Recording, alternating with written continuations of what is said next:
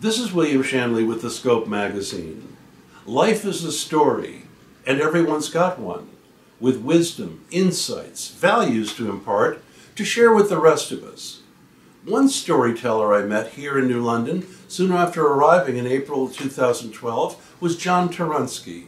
Most of you know him as Santa Claus, but he has a much deeper, more profound story to tell. John Torunski lives here at New London's old Mohican Hotel, where he recently celebrated his 90th birthday. I play Santa Claus for the last 20 years or 25 years. So John, tell me about your early life at your home. Were you on a farm, a suburban area, a city? Okay, I was born on a farm. Okay, my father was really, not a farmer. He was expert in building towers, like radio towers, or towers for lightning, or towers like you see behind you now. And that's what he was doing. It was basically steel construction. That's what he was doing. And then when there was a crisis in 1932, 34, for a few years, he started to build houses. So he built one house a year. Those houses were apartment houses, usually for 6, 8 families. He was building them and selling them. And started with a smaller house, and larger and larger and larger. Until the war broke out. Okay. The last house before war, the specification for houses were different in those days in Poland, because they were expecting that the war would start any time. So we had to put, the roof was all concrete. Also we had to have a bomb shelter.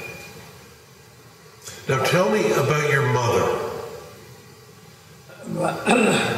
My mother was a regular housewife. Yeah. She was taking good care of the children. And the marriage between my mother and my father was fairly good. It was not excellent, probably, because, my mother was more like, my father was a quiet person, and my mother was more domineering. Yeah. So. How many brothers and sisters did you have? Yeah, I had one sister. She was 2 years older than I am, and 2 brothers younger than me, 2 years younger and 4 years younger. And what was the school like that you attended? Well, school I was attending first public school, and then I went to private school, which you call it like middle school, or we call it in Poland gymnasium. But it's not gymnasium here, we call it exercise room. Mm-hmm. The Greeks also call it gymnasium. This comes from Greek. And anyway, this is high school. Because I attended high school. And after the war broke out, since Hitler was growing in power, he was threatening all the neighbors. So we had all the kids in the high school, they had to go through the paramilitary training. And one of those trainings what I had was flying. So I was flying, learned how to fly. I was flying when I was 15 years old. Gliders, okay. And parachuting out of balloon, the basket attached to balloon, or from an airplane. The first parachuting was for towers. It was tower and was parachute attached over there to like a long handle, and then you dive down. That's about it. When war started, before war started, they put me to this paramilitary section, and I was basically not only learn how to how to fire a rifle, how to throw a grenade, and the basic training. But they sent me over to take care of bomb shelters. They were improvising bomb shelters that somewhere already heavily built out of concrete. And even though I was young in age, they put me over there like in one of the shelters. I was like a supervisor over there. Now, how old were you, John, when this was happening? But this happened at 17 years old. So that was 39. It said Hitler invaded September 39. Yeah. But now, how the preparations? 16. So the preparations the Polish people were making earlier. How old were you, or what year was it when the Polish people felt it was inevitable that Hitler would invade? It was already definitely in spring 1939. The Poles were looking guarantees from England and from France in case Hitler would invade Poland like he did us. Took Austria, then he took Sudetenland, the Czechoslovakia, and then took the whole Czech Republic. And meanwhile, he took Never, that's a part of Lithuania, and we knew that he is looking to expand his Third Reich east. Poland, and then he had in mind Russia. But in 1939, before he invaded Poland, he made a non-aggressive pact with Russia, and then together with Russia, almost at the same. He attacked Poland on September 1st, and the Russians attacked Poland on September 14th or 15th. Okay. So Poland was attacked from both sides. There was no way that we could defend ourselves. Now tell me, John, what city were you living in, or what town were you in at the time the war began? Poznan, P-O-Z-N-A-N, also in some books known as Posen, P-O-S-E-N, Posen. Now how far from Warsaw or Krakow or other major cities that we might know of was it? Poznan is 300 kilometers from Berlin, Germany, and also 300 kilometers from Warsaw, Poland, just in the middle. In the middle. So who got there first, the Germans or the Russians? The Germans. The Germans attacked Poland from all sides, because they were in East Prussia, which is north of Poland, the western border of Polish border was with Germany, and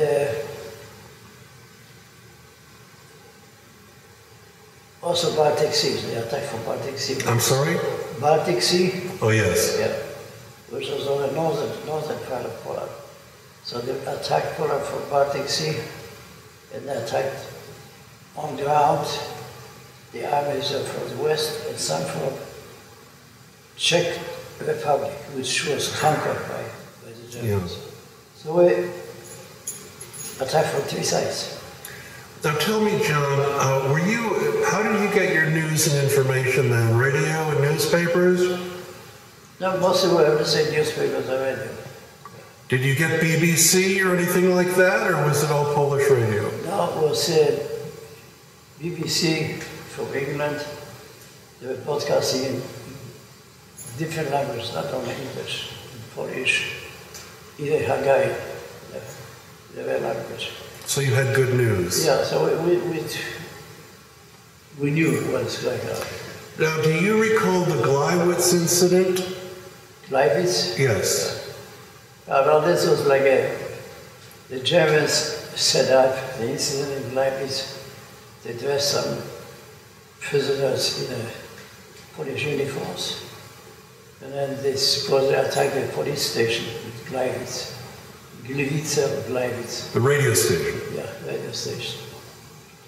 And this was like an excuse, that Hitler said, we have been attacked, so we're attacking back. Yeah. That's what was his excuse. That's called a false flag attack. Yeah. So now were you aware that Neville Chamberlain and Lord Astor and a lot of the royal family, a lot of these people were fascists and supported Hitler? No, I know only one thing, that Chamberlain, the Prime Minister of England, he promised, so number one, he was negotiating with the Germans, and we had this Munich conference where he declared on his arrival in London, showing his letter from Hitler, peace forever, never war. That's what he thought, that's what they would be done. And he declared that Hitler has no more any demands in Europe, which was wrong. But that's what he was fully. This was after the conference in Munich, Germany. And only a few months later, Hitler attacked Poland. He made a pact with Russia. It was no aggression pact. So he was secure that Russia won't attack him, won't help Poland. And he attacked Poland on the 1st of September. And I think the reason why he wanted to attack Poland on 28th of August, I think. But there was some disturbances in the Balkan Peninsula, and so he postponed it for a few days. Anyhow, he attacked Poland and conquered Poland within a month, okay, because we were attacked, Poland was attacked on the west border by the Germans, east border by the Russians. There was no way that we could survive. So the terror, you must have been terrified. Well, the terror was, this was first war where you had so many civilian population involved. Before, until the end of World War I, and all in other wars, where the armies were fighting, they were never attacked, basically, very seldom, maybe in Belgium or in France, few cities were destroyed. But here, on purpose, he was the first, the war started. I experienced myself, we've seen on the 1st of September, fires, smoke around the city. But we thought maybe they are like exercise, the Polish Air Force maybe. And it wasn't true. Then in the afternoon, I experienced it myself, the first bomb were falling down. And we were already preparing shelters in the basement. Had some support out of trees, we cut it down and support the ceilings in case the house collapses. So we had, first of all, in my family, our house, we had two houses. Okay, one house was still under construction, so one bomb fell on the house, but this was new construction, so the requirements were that the roof has to be concrete because of fire bombs. So this was hit over there, part of the top, the bomb exploded on top and made a big hole in the roof. That's in one of the houses. The second house where I was hiding, and had a lot of people to be quiet, but calm me against. I was afraid myself like everyone else, but I was trying to be careful, and I said, be quiet, everything will be over soon. And the bombs were falling all around. There's part of the shrapnel that's on hit our buildings, and we found it in our room. Okay, the furniture damaged, and all the windows, glass gone. It was over. The attack lasted only maybe like 15 minutes. The bombs over there dropping, they were not big, they were like, but... I'm sorry, I didn't hear you? The bombs they used the German drop on the city, they were smaller bomb, like 20 kilograms. It's like 40 pounds. Nothing, I mean, not on our city, you know, like later on Warsaw, they dropped, you know, up to 1 ton, heavy bombs. Now, John, tell me what happened with your family and as things progressed with the war. I stayed in Poznań. The reason because they wanted me to organize the defense, okay? And I was selected to build shelters, whatever, prepare shelters for people. The rest of my family. I'm sorry, I didn't hear you? My family, my mother, my 2 younger brothers, and my sister, they already escaped a few days before the war started. There was already movement. We knew that something would happen anytime. So they started moving towards central Poland. They went all the way, which is about 200 kilometers from Poznań. And what the Germans did, you know, they didn't attack directly the city where I was in, on the western part. They attacked Poland from north, from East Prussia, and from Czechoslovakia, which they conquered. And they went in the middle, so they cut the one part of Poland completely off. Okay. So, and then on 16th, I think, or 15th, the Russians attacked Poland also from the east. So there was no way that we could defend ourselves. So then what happened? What happened in your life? What happened? You know, I came back to Poland to a few days when the war started. On the 2nd or 3rd day, my father and some of my friends and some group of the civil defense, they went east. They like ran away from the Germans. All the bridges across the river, Varta, they were all dynamite, they were all destroyed, so we had to go by boat across, you know, and keep going. And we went only so far, we went about 200 kilometers, or less, maybe 180 kilometers. And the Germans, you know, came from south and north, and they cut us off from central Poland. How many of you were in that party when you were captured? Well, there were about 10 people. Yeah. So then what happened? My father could speak fluent German. Yeah. And my father talked to those guys, to the Germans, and we talked ourselves out, because they were, you know, especially young people like me, and my father was not too old. He was only 47 years old, 48 years old, I'm sorry. But they let us go. Maybe because my father could speak fluently German. And since this part of Poland, during World War I, before World War I, was part of Germany, and some of the young Polish people were like conscripts to German army.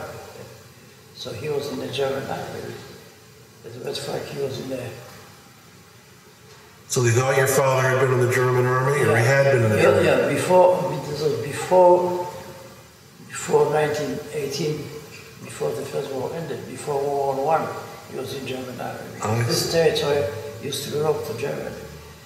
And they put him to Emperor's Guard, so he was in a good state. But anyhow, so he was through World War I. He was on the Western Front, and then he was on the Eastern Front. And they needed him because he could speak Polish fluently.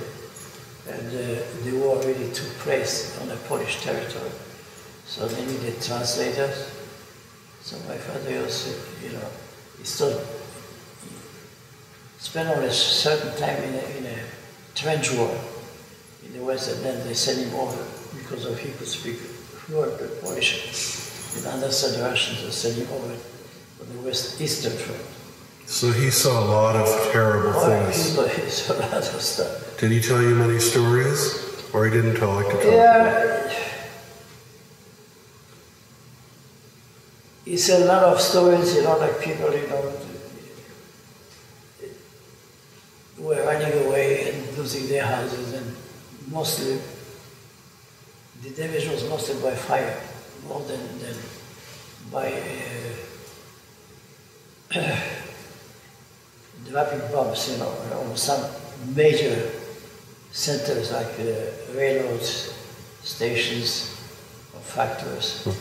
Yeah. The rest is throwing small bombs or incendiary bombs to start fires. Okay, now back to 1939 now, your father, so because your father could speak German and so forth and served in the German Army World War I, they let you go. Then what happened next on your journey? Well, then I was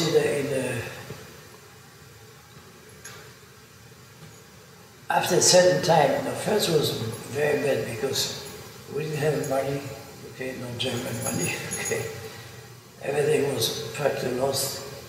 So we have to make some living somehow. There was no work. And the Germans, right away, German families evacuated some of Polish people, kicked them out of their properties and put German settlers over there. And what we could do, we had to survive somehow. We didn't have money, nothing. So my brother and I, we used to sell firewood. You used to sell firewood? Yeah. We cut. My father was building a house, and there was a lot of planks and posts, they used this for scaffolding. We cut this all up, and split it for firewood. It supported the family. Now, were you back home at that point, or were you? No, I was already back home. Back home. Okay, so when did things change dramatically for you after that? After this, I was working, partly underground for Polish intelligence, and I had a job in a printing shop, and I had access, I could paint stuff. Some stuff I could steal because we were printing some. For instance, what they call Durchglasspass, is like a certificate where you could travel from one area to another because nobody was allowed to travel without any certification. Plus, I have a lady friend, she used to work in a section where they made steps. Okay, so I was helping, basically working underground, helping escape prisoners and helping people that would escape from occupied Poland, Western Poland, to Central Poland, which Germans call it General Government of Poland, which is occupied section, but it was not incorporated to Germany. This part where I used to live, they incorporated to Germany. Yeah. They call it Germany, Third Reich.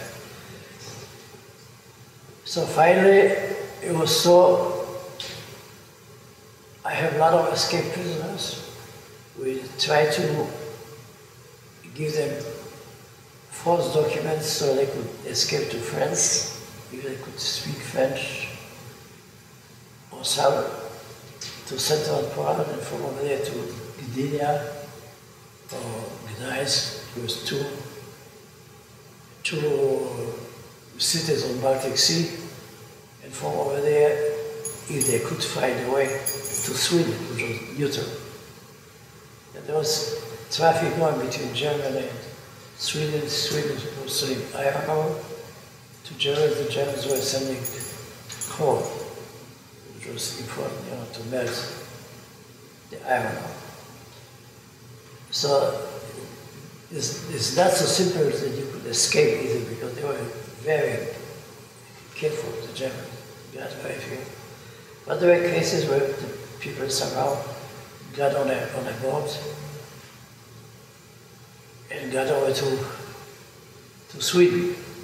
Not too many people, few people. I know a few people myself. But I know some people that were caught, and then later I met them in concentration camp. Yeah. But they didn't kill everyone, they sent them to a concentration camp.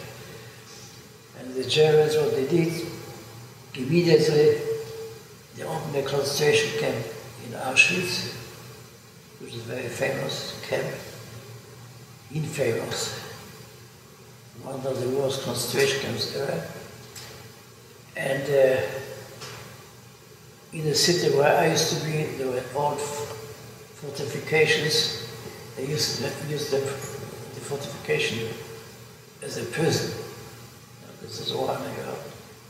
But you couldn't survive too long over there because most of the people were executed or murdered in those places. In Auschwitz, you were lucky to survive 4 weeks, you could survive 6 months. Okay. You survive 6 months, you could survive longer. So tell me, I want to back up a little bit. When you were, after the Germans invaded, and during this period before you went to Auschwitz, the people were trying to escape, and do you have a story you can tell us that would give people today an experience of what the Polish people felt like at this time, or how you felt at this time, the sense of maybe an anecdote of something that happened? It was like the saying was like this: keep your mouth shut and do what they tell you, and don't be caught, don't be arrested, because for any small,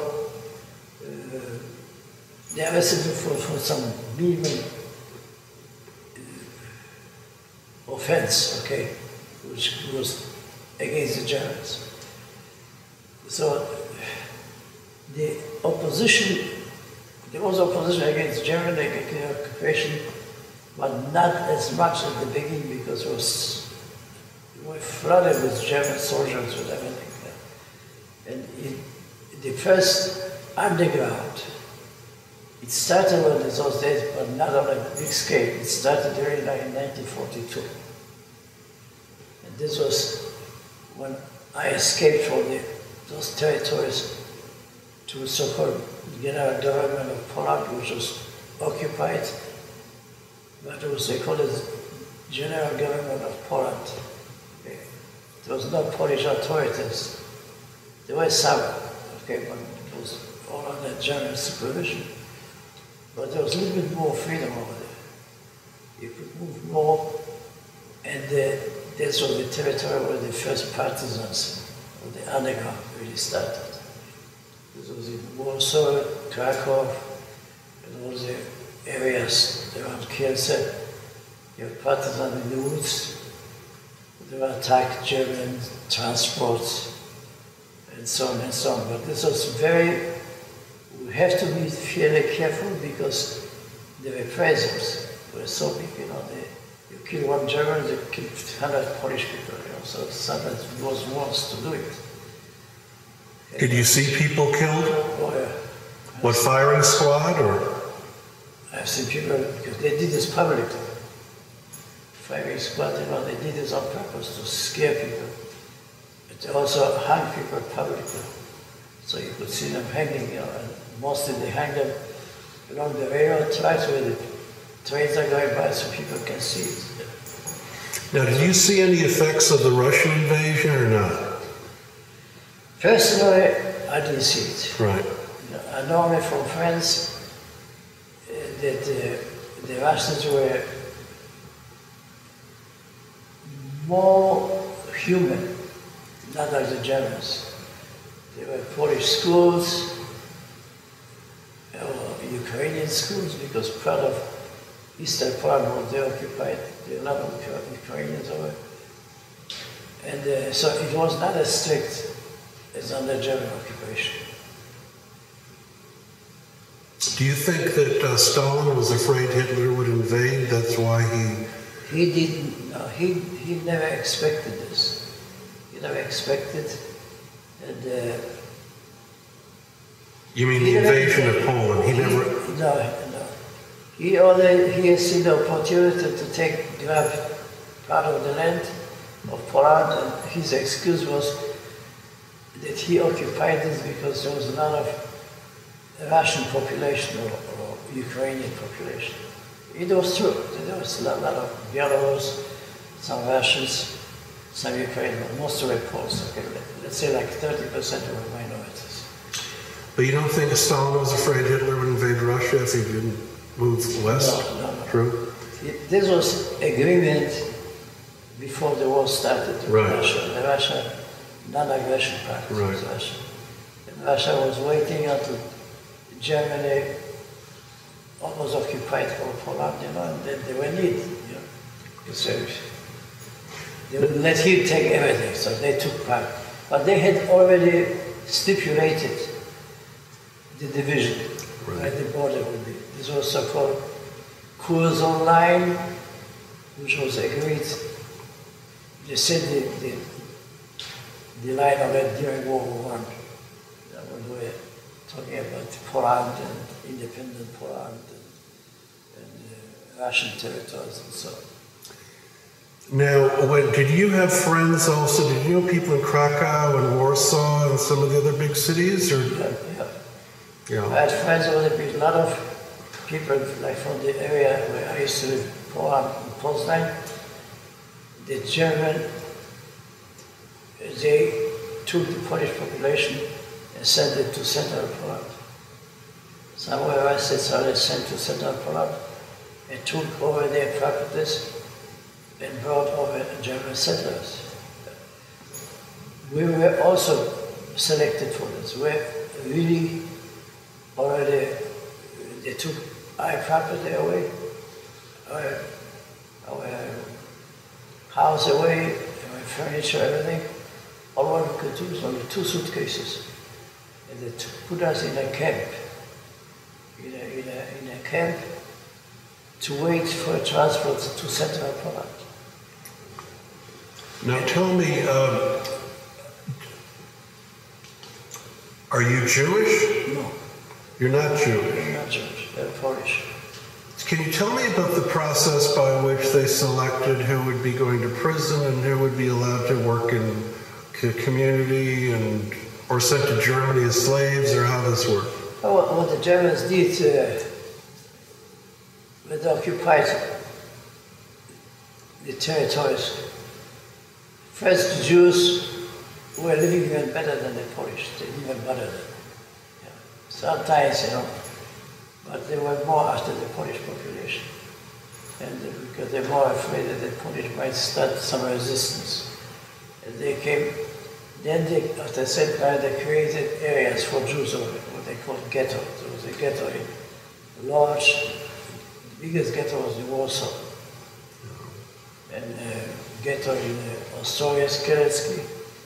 And I've seen the liquidation of those ghettos. It was not bad over there in Ostrowiec. They took those people and put them to work camps, and all the people I've seen shooting. And somebody could work, shooting. In Warsaw it was a different situation. In Warsaw they took all the Jewish population had to move to a certain area. And they put a big wall around, separate the ghetto from the Polish area. This was before 1942. 1940, 41, and part of 42. So Warsaw Ghetto was liquidated in April 1943. And I have seen the liquidation myself because I was arrested by the German Gestapo for my activities with the suspected, that there was a spy, there was on some anyhow. Make the story short, they put me in a prison, they call it Pawiak, the most infamous prison ever. They put me, I was staying over there in an underground cell for a few weeks, and then transferred me to upper floor, and from over there they sent me eventually to Auschwitz. Now tell me the name of the prison again. Paviak, they call it Paviak. Can you spell it? P-A-W-I-A-K.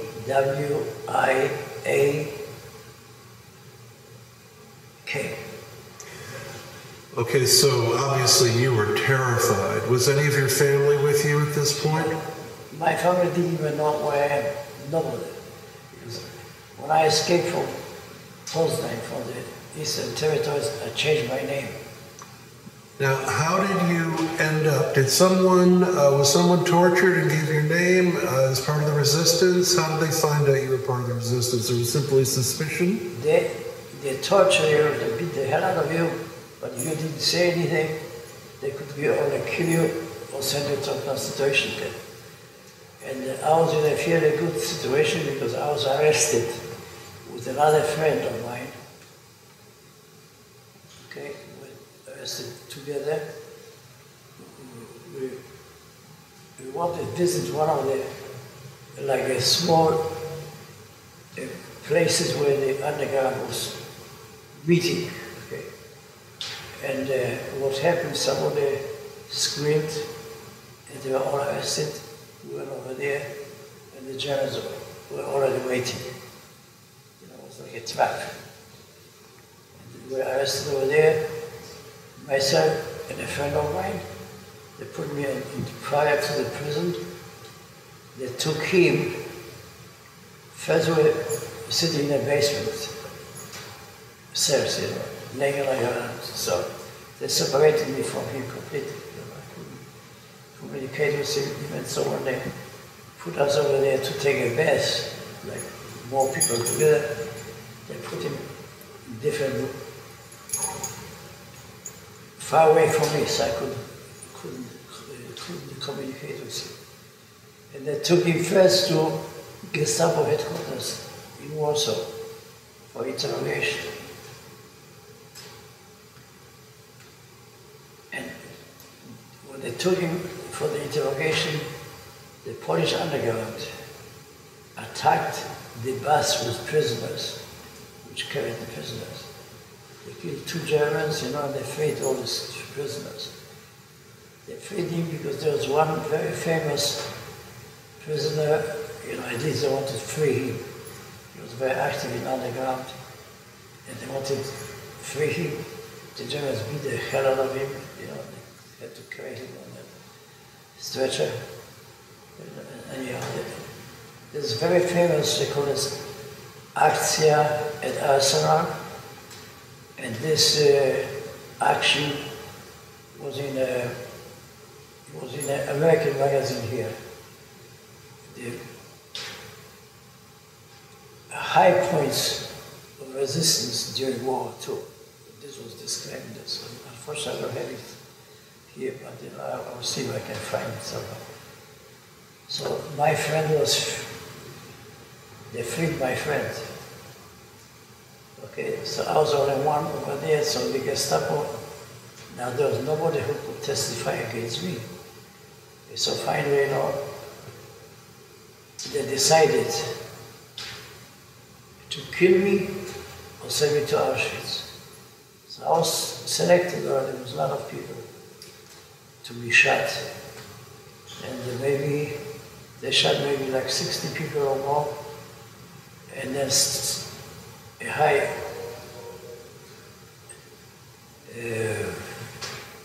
SS functionary came over and stopped the shooting. 15 more people will be shot also. We were all under underwear and shirts and so on. And so they put us back in the building, and after a few days, 2 weeks probably, they sent me to Auschwitz. Now tell me, why did the Gestapo stop the shooting? It was high official from, really this is from SS. I cannot tell you, maybe they said that's enough with the shot, okay? Because usually for one German, sometimes they shoot 100 Polish people or French people, sometimes only 10 for one. So anyhow, he stopped because they shot quite a few of them. Did you see any examples of compassion at all from any of the German soldiers? Not really. I cannot say I've seen any compassion.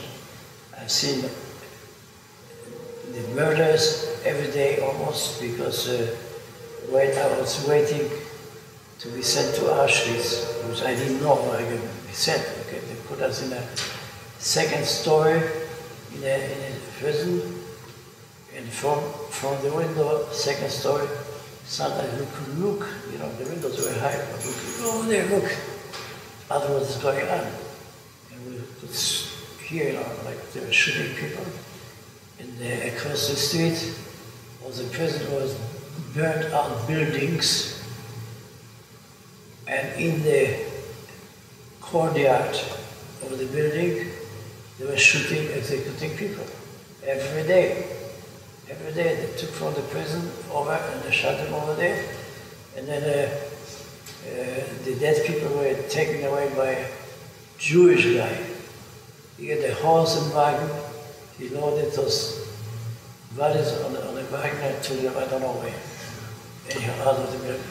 So you were taken to Auschwitz by train? Yeah. But listen, let me I'm sorry, go ahead. Now, while being over there, during this time when I was over there, this was April 1943, there was liquidation of the ghetto. So the Jews, they started the first resistance. The Polish helped them some, you know, with weapons and so on. But it was too late. You know. The Germans wanted eradicated all the Jews. Okay, and if there were any Poles in between, which I have seen, some Polish policeman who was over there was arrested with them, they were all shot or sent to a camp. So I described one situation with him. Toward the end, when almost everybody was liquidated, they took the Jewish police, because there was a Jewish police. They selected some people being Jewish policemen were always dressed cleaner, they had more to eat. I'm sorry, I didn't understand what you said. They had more food to survive, and they were watching, there was a lot of misusing of power, you know, they were the Jewish policemen, they caught another Jew smuggling or bringing some food to ghetto. They beat them up or took this food away. Now you say, how did they smuggle? They took sometimes Jewish groups of prisoners to work outside ghetto. So they had contact with Polish population. And the Polish population gave them some food, or they exchanged for money or for clothing, whatever. So they smuggled this in. And the Jewish police was supervising this, you know, so sometimes they could close their eye and let it go through, sometimes, you know, they confiscated this stuff. But anyhow, the Jewish policemen were well dressed, well fed, basically, because they were at the top, they had the power. But when the ghetto was almost liquidated, so at the end they brought the Jewish police to the courtyard of my prison.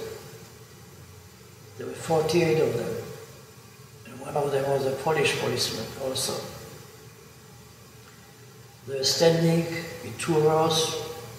I don't know what they was talking about now, but they were standing over there, and then suddenly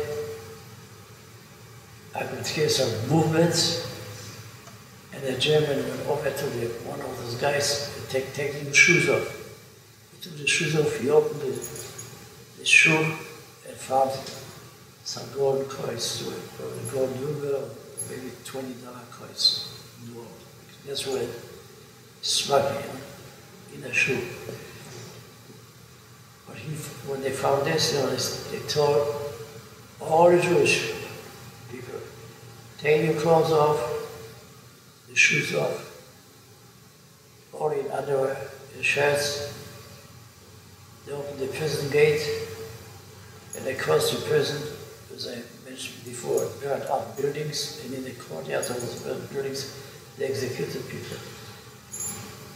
And make 2 lines of Germans, and in between they had to march out. They knew that they were being killed. Okay. Some tried to escape and tell you that the desperation in those people was really, I could cry even today, because they looked in the heaven with their hands like this, God help us. And some tried to escape, but they escaped every 5-6 feet when they were shot. So they murdered them all, put them all into the courtyard of the building across the prison. This was, I think, Jena Strasse Street, number 27, as far as I remember. And they were all executed, including the Polish police. They didn't save anyone. Now, what about the children? Were the children involved there? The children, you know, I didn't see any. There were a few children in the prison over there. Sometimes when they arrested mother, and she has only one child, they took the child too. But there's only one case, I think. And then sometimes women were pregnant and they give birth in the prison too. But there's only a few cases like this. But usually, they tell the Germans, if somebody couldn't survive, you know, they were shooting, because child or adult or not, you didn't have any use for them. That's what it was.